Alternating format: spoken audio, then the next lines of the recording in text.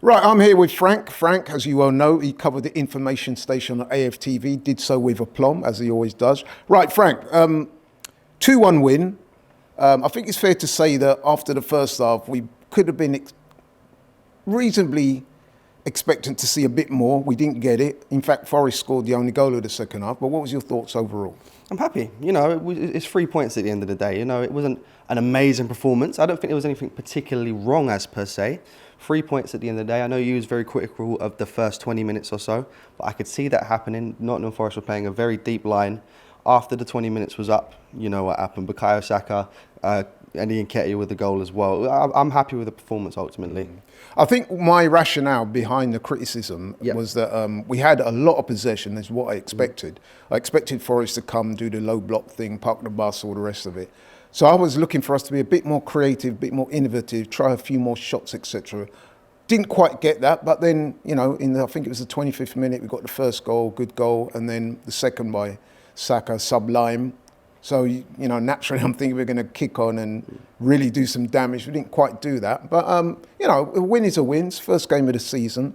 Listen, we're happy with the win, and that's the most important thing. Which players out there impressed you today? Well, you've got to look at the front three as a whole. I think Gabriel Martinelli was obviously a fantastic assist, excellent bit of skill, like a McGeady spin kind of thing into Eddie Nketiah. Good finish from Eddie Nketiah as well. Like I said it in the live.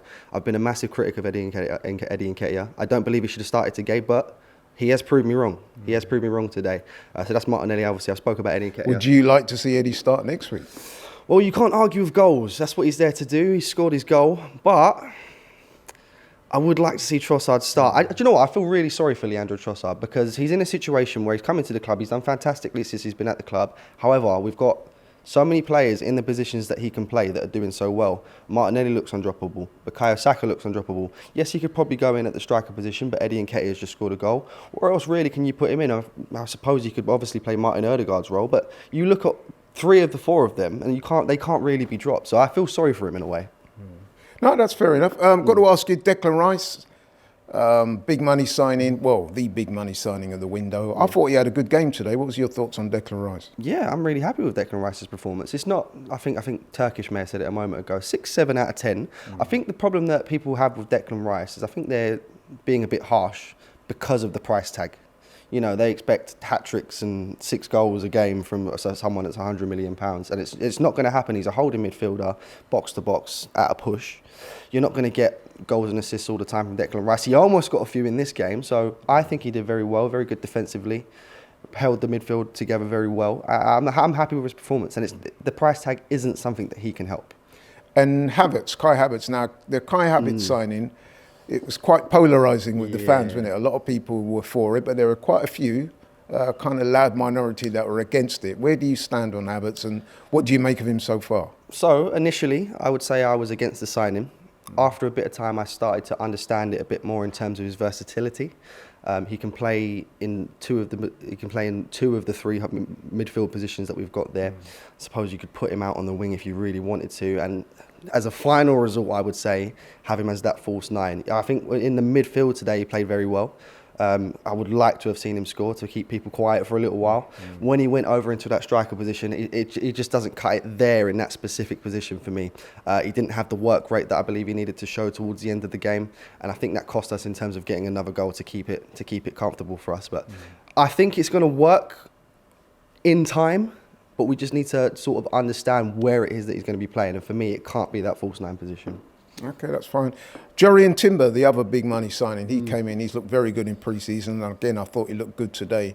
But it would appear he's picked up an injury. Now, there's some speculation that he could be out for a week or maybe even longer than that.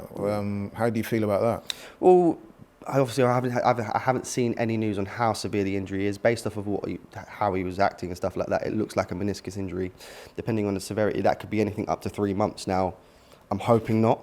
He's been fantastic since he's come in, and especially in a position where I didn't believe he would be playing. So I'm really happy with I'm really happy with his contribution today. It's unfortunate to see him get injured, but if it's going to be a long-term thing, obviously you've got to be looking at Zinchenko to come back in here. If Zinchenko's not fit, then you've got to be looking back at Kieran Tierney. I know it looks like his time at the club's over, But when these injuries come into play, you've got to go and knock on his door and start begging him to stay after this. I agree.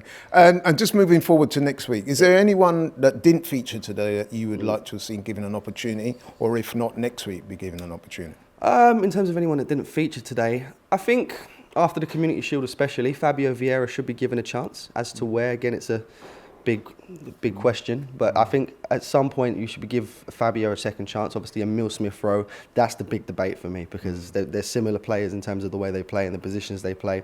So one of Fabio Vieira or Emile Smith-Rowe, give him a run out against Palace, maybe even against Fulham. And just finally, so one game, one win.